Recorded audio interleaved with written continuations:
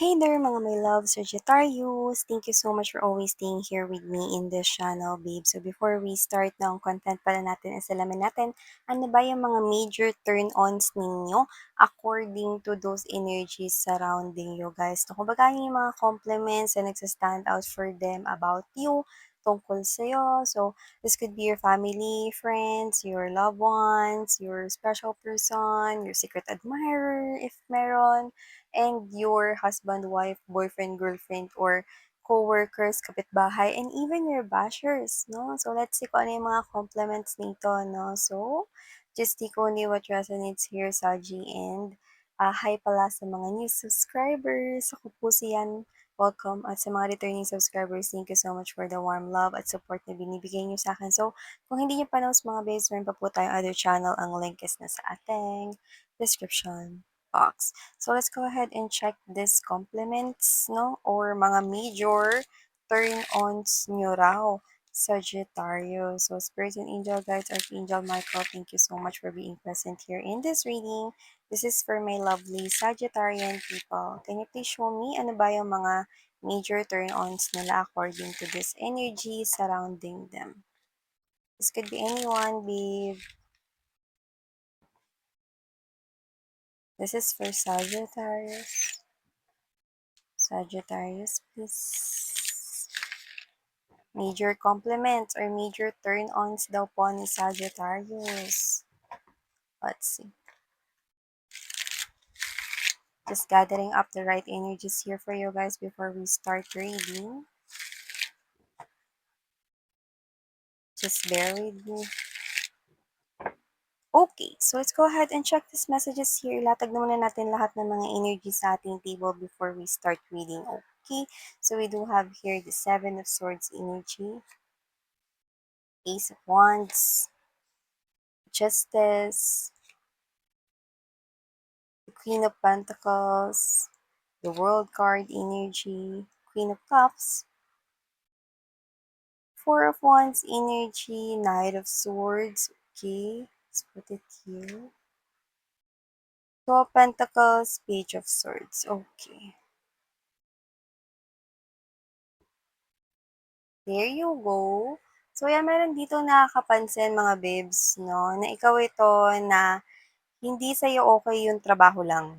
Ikaw ito na ginagawa mong sinisigurado mo na talagang magiging positibo at talagang magiging successful ang resulta or outcome ng ginagawa mong work. Maybe you are a team leader, maybe you are the leader, maybe you are the supervisor or the manager, or baka ikaw ang head ng isa rito na department or group of people here na maybe related sa work, yes, malakas yung energy na gano'n. So, baka mga co-workers mo ito, nakikita nila that you have the natural leadership in you, na nag-guide mo talaga sila rito. Na parang siguro, nung bata ka pa, na iniisip nila rito na ikaw siguro yung palaging class president or ikaw siguro yung parang may honor sa inyong school or baka ikaw ang palaging representative, yan.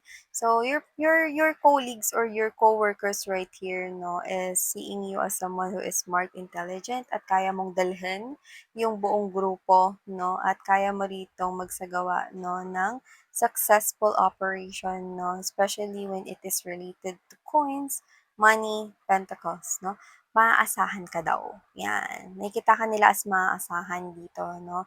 So ikaw ito na kaya mo daw ibalanse yung mga bagay-bagay, no, at hindi ikaw yung klase ng energy na, mag-i-stay lang sa isang plano. Lagi kang merong backup plan, lagi kang may plan B, plan C, no, para magkaroon rito ng positibong outcome. You always make sure that the project will be successful. Yan, no. So ito rin siguro yung management, napapansin ka ng management ng company na pinagtatrabahuhan mo na qualified ka for that position, and maybe makitaan ka nila rito ng potential, no, para iangat ang iyong posisyon pa or magkaroon ng increase baka sa income or sa iyong salary. Yan.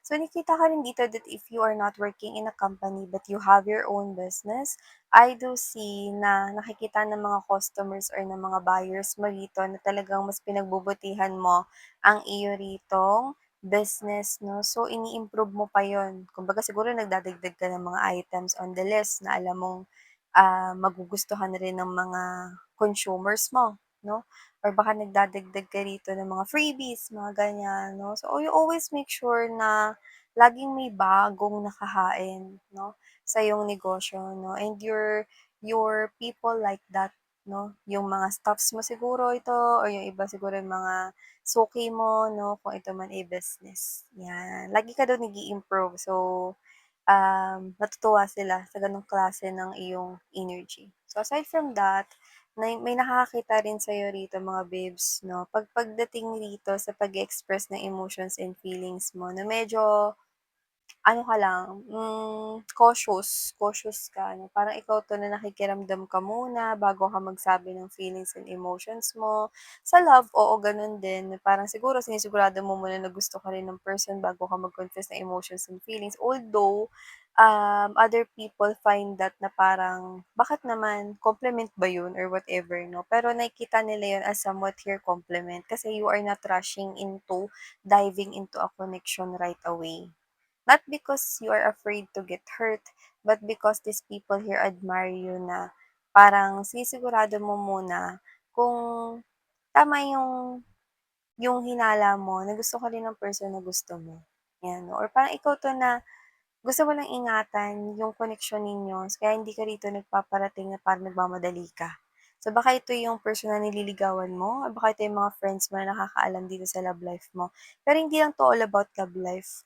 I'm also seeing right here that you are being cautious and people around you knows that kasi ayaw mo rito maging clumsy at ayaw mo rito na magkaroon rito ng hindi magandang effect 'no, lalo na sa image mo. So, nakikita ko rito na ikaw ito na kapagka gumalaw ka sinisigurado mong tama yon, 'yan, or tama yung gagawin mo. That's why nagiging maingat ka, 'yan. So, maliban diyan nakikita ko rin dito 'no na, eto mga bashers mo siguro 'to. Or mga may ayaw sa'yo 'no? Panay ka raw gala 'no? Siguro tuwing minamanmanan ka nila, binibisita nila yung mga social media mo or baka mga kapitbahay mo 'to nakikita lagi kang may dalang backpack, may maleta ka, paksidora, 'yan 'no? Parang hindi naman as in palagi, pero nakikita nila na parang madalas is, lumalabas ka, puwedeng nagbabakasyon, nagta-travel sa ibang bansa or whatever, or baka yung iba baka dahil yan, ay connected sa trabaho ninyo 'no? Pero sila ito na parang nakikita nila 'no na na nako-compliment ka nila pagdating dun, "Aba, talaga naman 'no, ang galing talaga nito ni Sagittarius, naisingit niya pa talaga yung paggagala niya 'no, diyan sa trabaho niya na 'yan 'no, akalain mo yun swerte pala siya." Mga ganyan 'no. So, I think ikaw ay napag-uusapan rin ng mga kapitbahay or mga tsismoso or marites mo ritong mga, neighbors 'no, or yung iba naman na siguro mga katrabaho mo ito 'no, na parang inggit sa'yo at nakikita ko rito na posibleng naka-follow sila sa'yo. Puwedeng sa social media or sa personal, 'yan. At posibleng sa travel mo or kung saan-saan ka rito pumupunta mayroon silang sinasabi. Pero in short, compliment naman 'yun na parang, "Buti pa si ano 'no, kahit hindi masyadong nagtatrabaho, tignan mo naman 'yan, nagala ng gala." May gano'n, may gano'n tayong nakuha rito, 'no. Parang buti ka pa kahit gala ka ng gala may pera ka pa rin. 'Yan 'no, yung iba gano'n yung sinasabi dito sa inyo, 'yan. So, don't get me wrong 'no, sila pa rin yung mga tsismoso-tsismoso sa kalsada. Pero nakikita ko rito na nako-compliment ka rin pala nila, 'di ba? May maganda rin pala silang nasasabi sa'yo at hindi yung puro tsismis lang. So, nakita ko dito mga babes 'no, na hinahangaan ka rin at major turn on mo rin daw ang pagiging patas, 'yan. Fair and square dapat hating kapatid 'no, sa lahat ng bagay.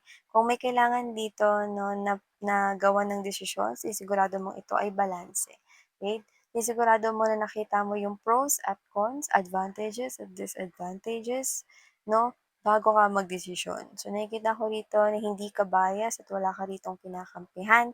You always go to the truth and you always, okay, want na magkaroon ng fair and square na outcome. So, nakikita ko rito na kahit naka-close mo pa yung madehado rito at kung alam mong mali siya, hindi mo yun ito-tolerate. So, nakikita ko na hinahangaan ka bilang gano'n. So, nakikita ko na baka friends mo yon ng mga nakapansin yan. sa'yo, 'yan. Sa family mo naman or sa person mo, baka may asawa ka na 'no, they find you very loving, very caring, na mahalaga ka kahit na busy ka. Nakita ko dito that you always make sure 'no, na naaasikaso mo pa rin yung family mo, yung mister mo, yung misis mo, or kung sino man 'to, baka iba ka-live-in niyo 'no, or boyfriend, girlfriend 'no, kahit na parang kunwari ganito, may pasok ka rin sa school 'no, pero alam mo na meron silang maagang-maagang trip 'no, or school trip or whatever 'no. Nakita ko dito na pinaglutuan mo pa siya rito 'no, and binaon niya pa yon, so whatever the case may be, gano'n, example 'yun. Gano'ng klaseng effort ka.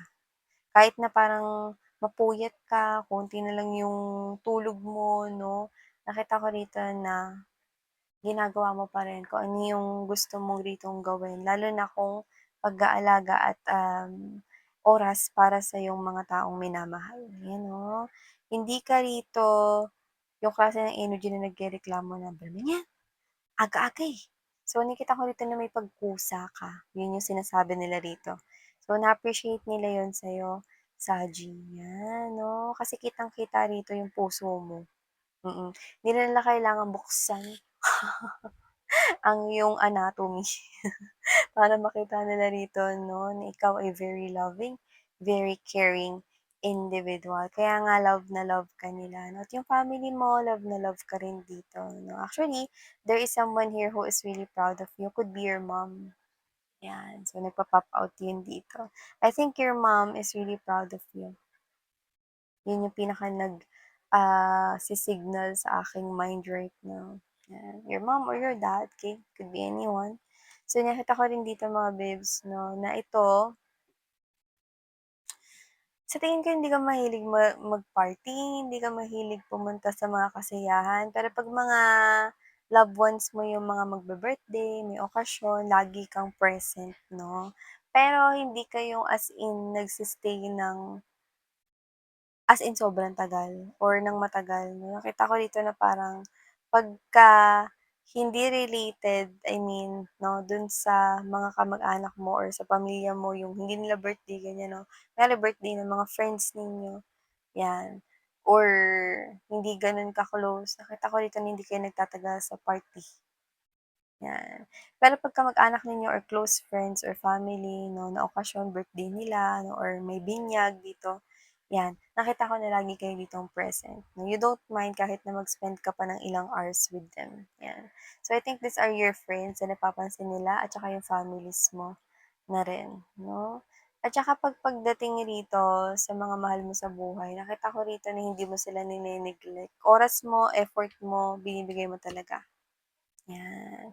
Tsaka pera, mahilig ka rin daw mamigay rito ng, puwedeng gifts or puwedeng presents 'no, at hindi ka nakakalimot. Lagi ka ritong nagbibigay ng regalo, yung nakita ko rito. Lagi ka ritong kusa na nagpapahatid rito ng iyong pagiging soft and warm-hearted. So 'yan, baka mga pamangkin mo ito. Mga inaanak or whatever na, pero I think it's the family relatives, 'yan 'no, or sa mga friends mo na din, 'di ka nakakalimot bumati 'no, tsaka yung bati mo laging madalas may kasamang gift, 'yan 'no. At yung gift mo hindi basta-basta, kasi sinasabi nila rito na yung gift na binibigay mo is yun talaga yung gusto nila, tinitingnan, binabalik-balikan sa mall. O tinitingnan-tingnan sa mga online apps, 'yan. Yun talaga yung tina-target mong bilhin, ang mga binibili mo, yung alam mo na gustong-gusto nila para pagbukas nila nung gift 'no, is malaking ngiti yung makikita nila 'no, at yun na nga yung nangyayari rito 'no. Favorite ka siguro nito kung mga inaanak mo 'to or pamangkin mo 'to na, "Favorite ko yan si Tita Sagittarius or si Tito Sagittarius kasi grabe yung mga binibigay niya sa akin, gustong-gusto ko lahat 'yun kada Pasko, birthday ko, tapos pagka mataas yung grades ko, 'yan. Pamangkin, inaanak, whatever 'no, very generous mo. 'Yun yung sinasabi nila dito at 'yun yung, um, compliment nila sa'yo or 'yun yung nakikita nilang nakaka-turn on sa'yo, 'yan. At saka dito nakita ko na kapagka ikaw yung klase ng tao 'no, na ine-express mo yung sarili mo bilang ikaw. Kahit sa mga bagong tao, hindi ka nagsu-sugarcoat, you're just showing the real you. Kasi gusto mo matandaan ka nila bilang ikaw, 'yan. So, I think kapag may mga bago kang kakilala, siguro ito yung mga bago mong kakilala noon na posibleng nasasabi nila ngayon na, "Alam mo, nung nakilala ko 'tong una, ganito pa rin siya hanggang ngayon." 'Yan. So, in short, yung compliment na nakukuha nila sa'yo, totoong tao ka. Okay, totoong tao ka daw na hindi ka dito nagpapanggap, you're just showing the real you, you are not afraid to show the real you because you want to be known for who you really are. Yan. Kumbaga consistent ka daw, kung ano ka nung una ka niya nakilala, gano'n ka pa rin ngayon 'no, at nakikita ko rito na pinakita mo rito yung tunay mong sarili 'no, at hindi ka dito nagpanggap 'no, 'yan. So, ito yung nakita kong mga compliments daw or mga turn-ons mo daw sa G. Thank you so much sa oras mo. Salamat babe and muli ako po siya ng inyong psychic medium, Sarah Ngea, Love and Light. Annyeong.